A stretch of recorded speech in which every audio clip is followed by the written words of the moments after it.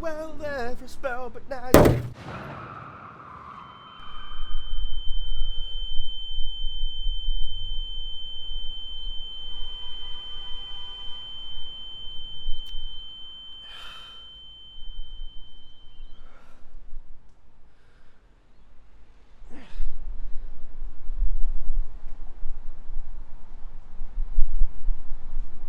I'm still here.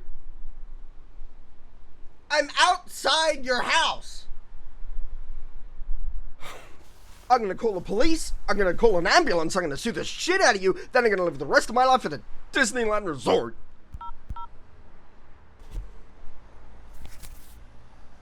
Oops, we good?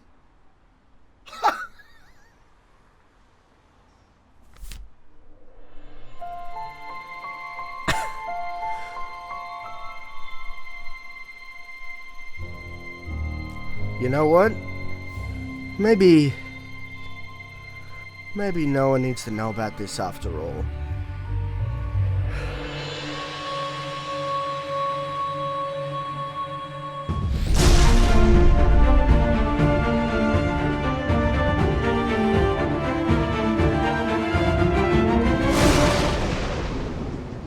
Now that we're through the noughties and almost done with the tenties, nostalgia has started to cover up all the boring little details of the 90s, and that decade is starting to look pretty dang cool. You could almost call it the new 80s. Backwards hats, skateboards, Game Boys, hell, they just brought back Tamagotchis. The 90s are officially in style. So to celebrate, I wanted to talk about a Disney Channel movie that I remember oh so very fondly.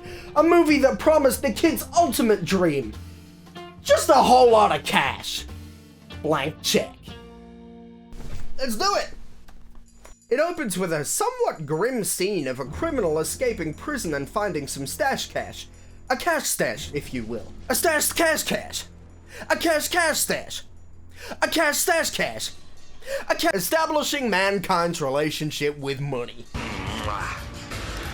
Did you miss me? What a great line!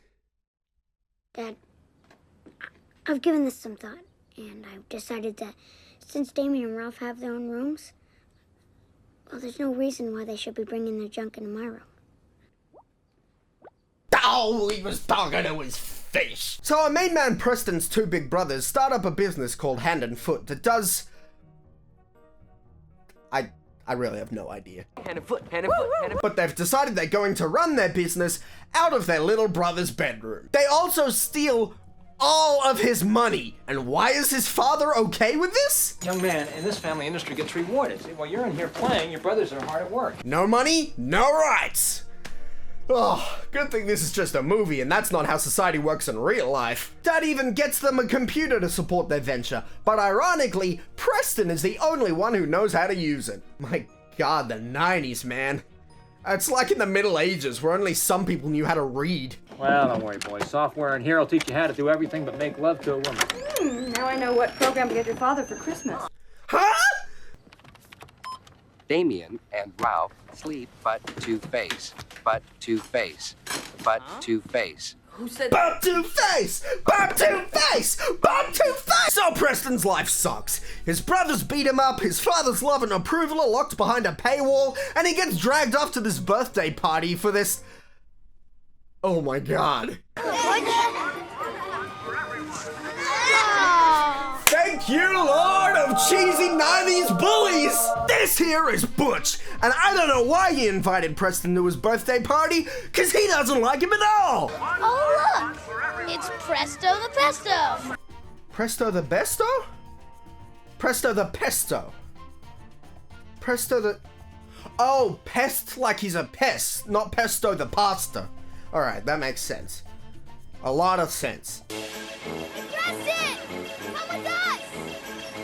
Just kidding! Well, it's still more realistic than the bullying in Spider-Man Homecoming. So you see, while all the other children toiled for hours working for their money, just now feeling the rewards for all their blood, sweat and tears through the rides at Funland, little Preston here is still relying on his goddamn parents at the age of 11, so only gets a pitiful $6 to coast through the whole day. But as his father would probably say, it serves him right for being so useless and prioritizing his happiness over money. Live to pay, pay to live, bitch! Did you have fun at Bush's birthday party? I have a question. Are we broke? No, we just have to watch our spending habits. That's right. So, if we're not poverty-stricken, there must be some other reason I'm so deprived. No way! This kid is a fucking badass! You need some cash? Nah, we got a bunch of change. Later, Preston. It's not fair. Why can't I have anything? Well, Preston, they have jobs and they've learned to save. You give the money to the people who don't need it and deny it from the people who do. That's just how the world works, Preston. What do you want for your birthday? Money. So I can pay to have Ralph and Damien knocked off. He's gonna kill his brothers! We already know what he's gonna use his money for, and the first thing he wants to do is an assassination! Yes! Sold! So Preston gets an early birthday check from his grandma, who forgets to fill it in. That's right, a blank check! They say it! They fucking say it! They say the title! It's, blank check. So his father takes it and fills it in with a generous $11. So Preston takes that shit straight to the bank. Alone. Because it's the 90s, who cares? Oh no, I remember this from when I was a kid.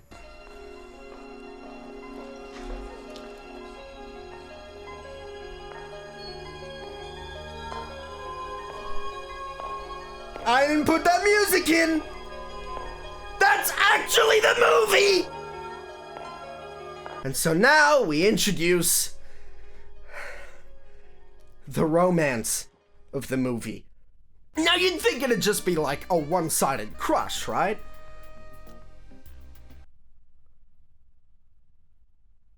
But bad news for Preston, he can't open an account without at least 200 clamshells. That could take a million years. Well, whenever you're ready, please come back and see me, okay? I'll see you next time. I hope it's not in a million years. Like that. So on the way home, Preston falls off his bike directly behind the criminal from the beginning's car, who proceeds to reverse out and run over said bike and Preston in a surprisingly gory scene.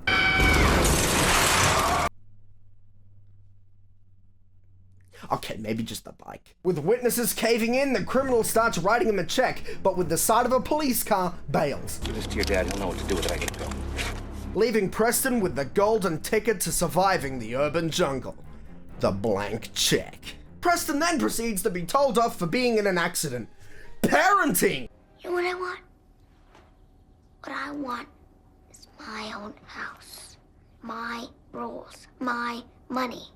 That's it, young man. Until further notice, you're grounded. What? What are you...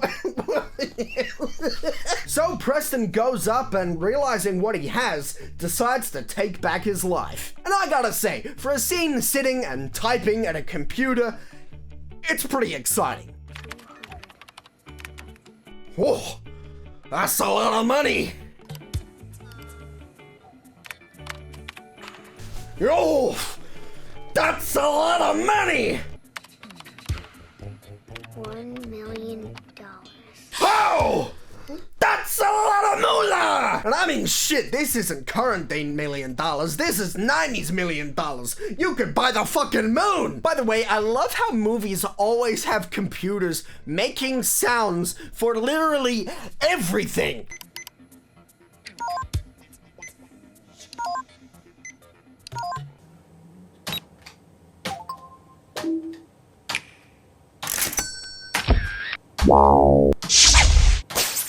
Yeah! Oh! Bow.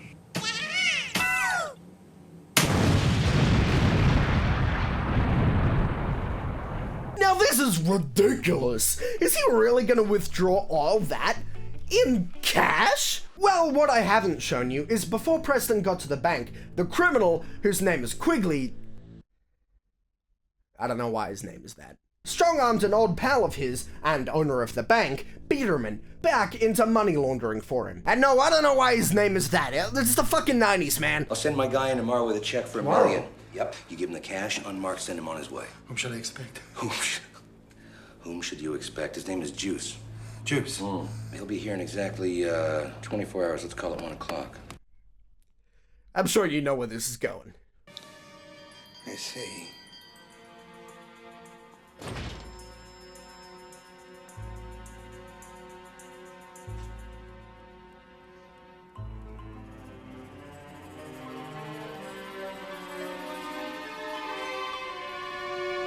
Juice? No thanks, I'm not thirsty.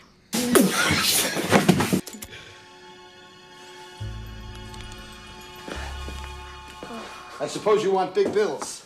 Actually, regular size would be okay. Yeah! Put your backpack on the table. Yeah! Money! Whoa! So while Preston is loading up the big mail, the real money man for Quigley, Juice, you'll have to say it, shows up. Get out of there, Preston! Get out of there! Hey, kid. Stay away from the racetrack. Yes, sir. Ha! I did not get that as a kid. Juice and Preston then meet in a pretty high stakes way to cap off all the tension building and excitement, really letting you celebrate when he gets out of there scot-free. I gotta say, this is all surprisingly tightly written and executed so far. They pulled this crazy thing off relatively believably. I mean, I'm leaving out details, and it all did happen due to a pretty decent coincidence, but it's the inciting incident. It can be a coincidence. We're in the first act, and this is how the story is kicked off, so it doesn't feel cheap. It's just like what the story is. I mean, hell, it's exciting. And then all of this weaves in perfectly to give Preston an antagonist, with Juice, Biederman, and Quigley soon realizing that some kid has all 1 million of those stash cash dollars of his. So what does Preston do? Well, what would you do as a kid? He buys a fucking castle. A straight up, Middle Ages ass castle that just happens to be right down the street from his current house. Sure, yeah. Actually, in a cruel twist of fate, he buys the castle by outbidding the guy who gave him the blank check in the first place, which is one of the movie's more memorable scenes, because we get to see the origin behind his secret identity. Now, another point for blank check. He also uses his 90s text-to-mouth-to-speech software. I'd like to make a cash offer on your house. Someone else wants to make an offer. What's with your voice, pal? John Madden. Here comes another Chinese earthquake. Sold. Sir, what is your name? My name is Preston.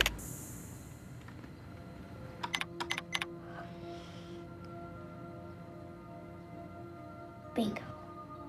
My name is Macintosh. Well, congratulations, Mr. McIntosh. You have a house. Hey, remember the part where Preston's brothers took over his room, stole his coin jar, and he got so paranoid that he went to the bank with $11 just to keep it out of his brother's hands?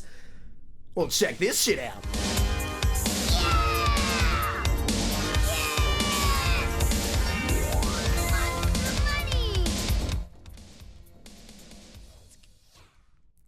It was the studio's idea. Oh, jeez, what's this now? Somebody's in there with Biederman now. Oh my god, that's right! She's a secret agent! I totally forgot about that!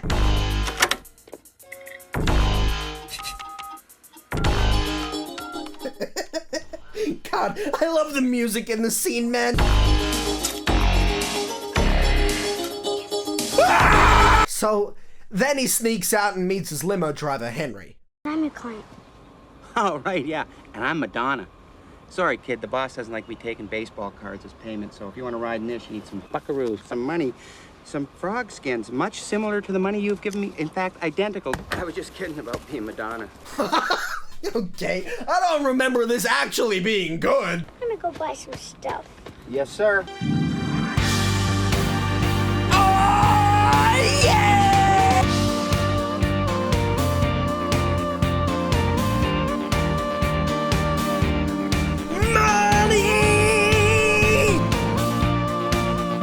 So, Preston finally learns the valuable lesson that money truly makes you happy.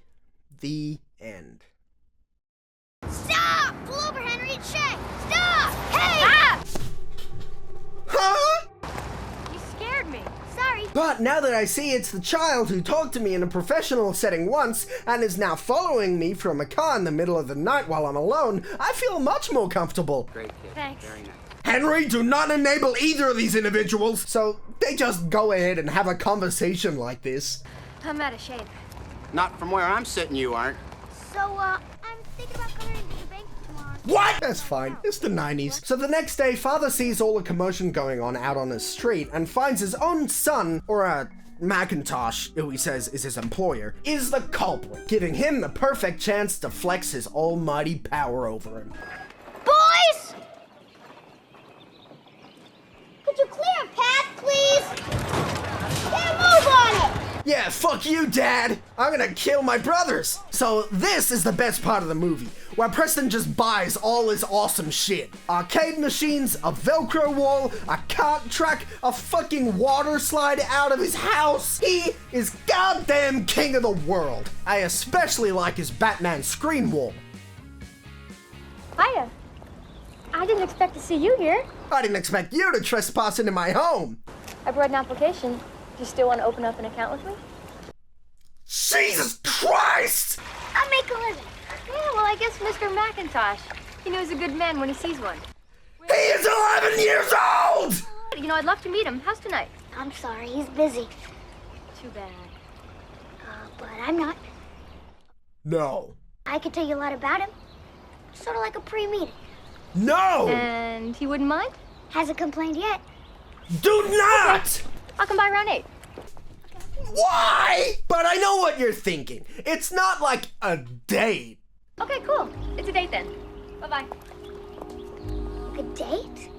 Okay, now, Shay is investigating Macintosh for FBI tracked notes that one of Preston's sellers unknowingly brought to her attention, but that does not explain why she is making dates with a little boy! Hello? Another money montage later, and he's told by his father that he is still grounded. Why are you dressed like a game show host? That is a valid question. But Preston, learning to speak his father's language, tells him that he had showed some investment plan the dad had been working on to Macintosh, and that would of course be at risk if he were to continue being grounded. Go. You want the car keys? Nah, it's okay, Dad. I don't drive yet. Oh, how the tables have turned, bitch! Preston, you are my hero! Later, toads. Haha, yeah, who needs them? Let's go! Oh! Compliments of the chef for Mr. Waters and his lovely guest. Mr. McIntosh wanted you to have this, too. Oh, wow. This is beautiful. Are you married? No. God damn it, please! What's the shortest guy you ever dated? I'm not really sure. The youngest? Please, don't answer that. So Preston ruins everything, putting an end to... No. Oh no, I remember this. So like Moses himself, Preston commands the seas to reveal themselves.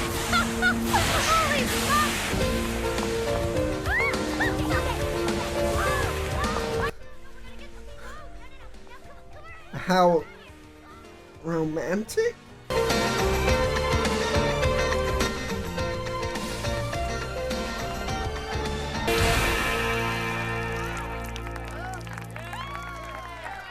Who are you people? Why are you applauding? Luckily, the millionaire hunters just happened to show up. That's the little boy from the bank. What are they gonna do? Okay. Of course, he uses his powers to close the Red Sea and escape, and then the scene ends. When can I see you again? Well, I really have to spend some time with my job, right now. Well, I'm having a party on Friday. Can you come? It's for Mr. McIntosh. It could be for your business, sort of. Mr. McIntosh will really be there? Uh-huh. It's a date then. Is this the movie? It was really fun. And, I had such a good time. Good night, Preston. Good night, Shay. God, no! See you later. So, in the next part... God, stop! Stop! So, Preston creates a reason for Shay to see him again soon, though God knows she doesn't need one, and says Macintosh and he are having a birthday bash for the both of them, promising that this fictional Macintosh will be there. And he's still planning to put a hit out on his brothers, which I appreciate. We see Preston's father begin to feel the repercussions of pushing his kids so hard into prioritizing money and success, but who cares? Look at this sweet VR setup! And then this is the part of the movie I always hated as a kid. He gets everything in the world, but then they show him playing with some of it on his own with sad music, and suddenly it's a lesson about success not meaning shit because you'll be fucking lonely. God damn it, it's Cars all over again.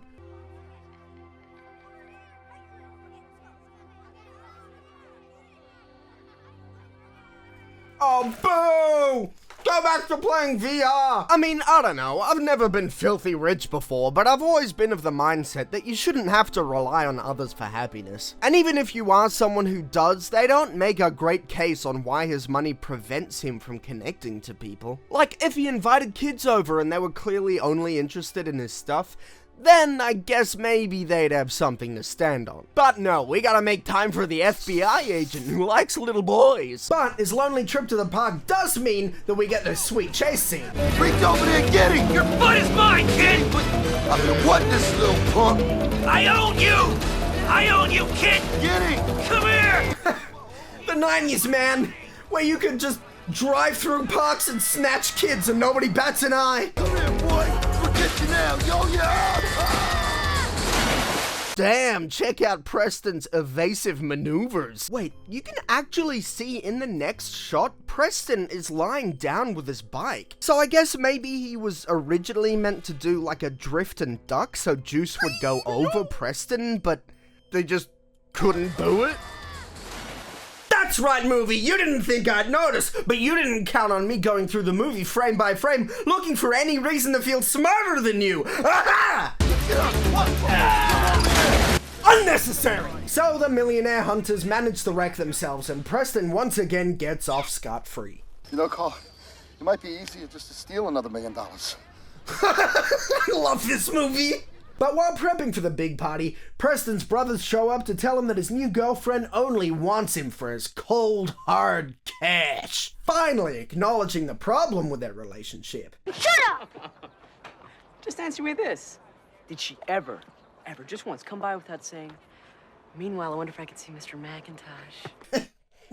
Dude, you can see the fucking camera and the reflection. You morons! God, filming is so easy. How do you screw up something so simple? But as he goes to pay the bill for the party, he finds that his infinite supply of money has run dry, leaving him with just $300. Now, a nice little detail. If you pause and read the expenses, you can see he actually used $300,000 on his father's investment plan that was brought up earlier. I think that's a really nice touch. Speaking of his dad, he shows up to the party to finally speak to Macintosh. Mr. McIntosh? Oh, sorry to bother you. It's Fred Waters. Preston's dad. I know you got a bash going on here, so I'll make it brief. I wanted to ask you a favor. You see, today is Preston's birthday, and if you see him, if you could send him home a little early. You don't have kids, do you, Mr. McIntosh? Well, I'll tell you, it's very easy to make mistakes with him. I haven't always paid enough attention to my kids. I pushed them too hard, maybe. Especially Preston. I guess I expect more from him. He reminds me of myself at that age. I'm afraid he's missing out on his childhood. So am I. Well, thanks. I won't take up any more of your time. And I appreciate you sending Preston home early. Well, if he wants to come, that is. Thanks. Dad?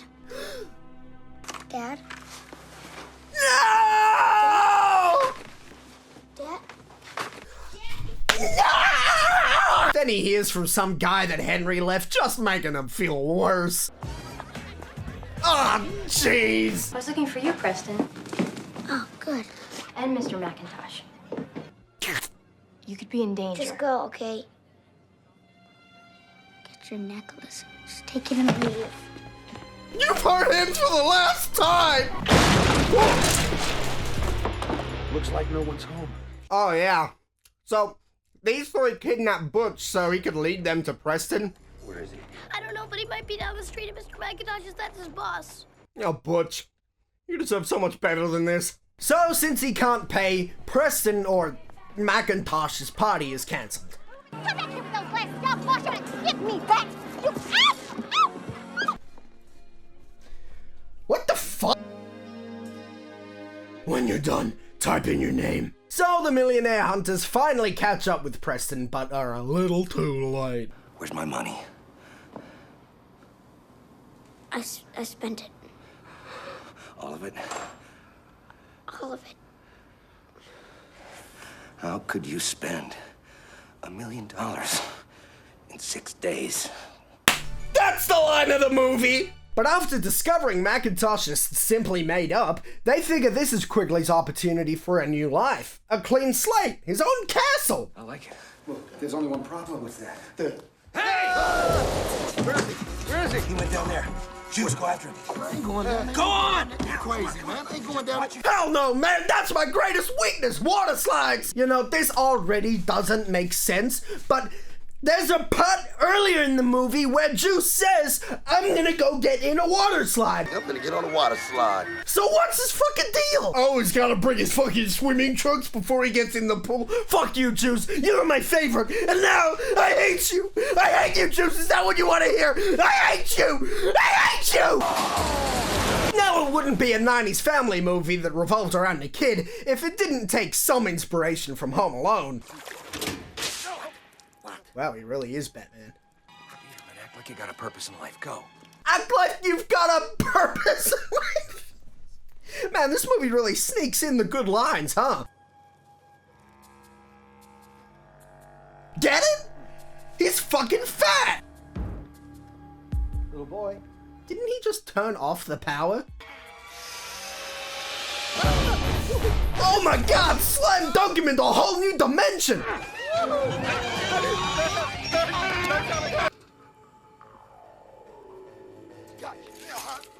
Time for a little batting practice. Oh, he's got him now! If only there was a way to get out of that cage! Damn, I think that almost worked. And finally, he faces off against Quigley.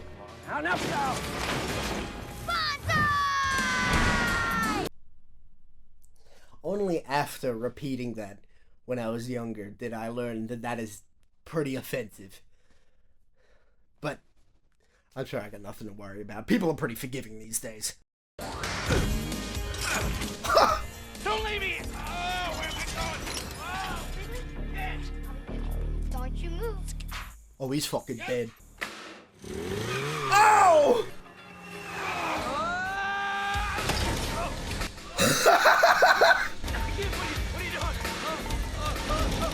Yeah!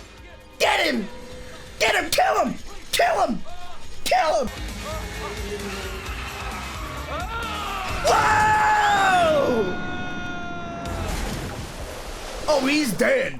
There's no getting out of that. There's a dead man in that pool. He's fucking dead. He's dead. He's a dead man. He's dead. And if movies and TV have taught me anything, it's that that's Preston's right. As the homeowner, he can murder them for invading his property. So well done. Happy end for all. No, of course, everyone regroups at the pool, including the entire FBI, and Shay finally reveals to Preston that she's been playing him like a fiddle! Wanting to know who McIntosh is, Quigley steps up and accepts the mantle so that he can take everything from Preston, unknowingly making him the culprit of fraud, money laundering, and grand theft. Apparently, I don't know. They arrest him, they arrest Biederman for money laundering, and they arrest Juice for... I don't know, he's black. So we see Shay explain to Preston that she was only spending time with him for her case, and she couldn't pretend she had romantic interest in him anymore, even if she wanted to, and that it was all just part of the mission. Just for your job? Well, it started out like that. Wait. Right? I wouldn't have traded that night for anything. How about a spouse your age, you succubus? So when can I see you again, Shay? Why don't God, stop! give me a call and say about 10 years? 5. 7. 6. Okay. It's a date. No!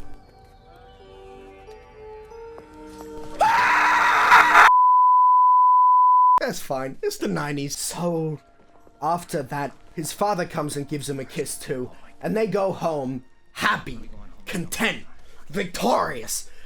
Got the girl! Oh, and Henry just got back. Turned out he was just getting ice cream because he's all so fat. So we spend the final scene with a small birthday with his family, where he finally appreciates the irredeemable piece of shit family he has to live with, as he's got no other choice now. Be careful what you wish for.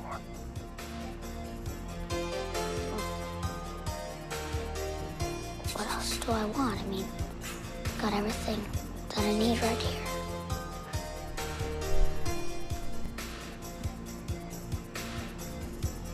No! On the other hand,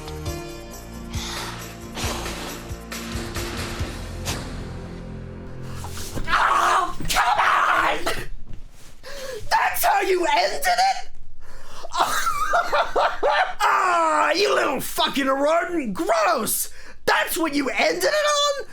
Good job, Disney Channel. You've done it. You've taught us the most valuable lesson of all. Money doesn't make you happy, but diddling kids sure does. It's crazy, because the movie started pretty well, with a likable main kid, a fun premise, and reasons for him to want money, other than just wanting money, in that his family always gave him a hard time for not having any, making it more of a family story than one of just pure wish fulfillment, though it doesn't squander its opportunity in that area either. Even his limo driver was a decent character. But then it trails off with this weird romance between Preston and an adult woman, and I don't know why? I mean, the romance being the worst part of the movie isn't exactly uncommon to me, but usually it's at least, oh, I don't know, legal? But despite that little discrepancy, Blank Check actually managed to exceed my expectations. I mean, usually with DCOMs, the best you can hope for is it's gonna be funny bad, but this was actually entertaining for reasons that it was meant to be. And it makes for some grade A evidence to plant on your enemies. You didn't see anything.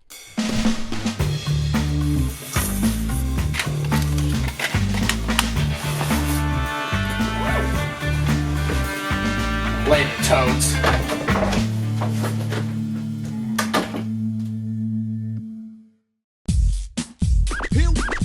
Here we go.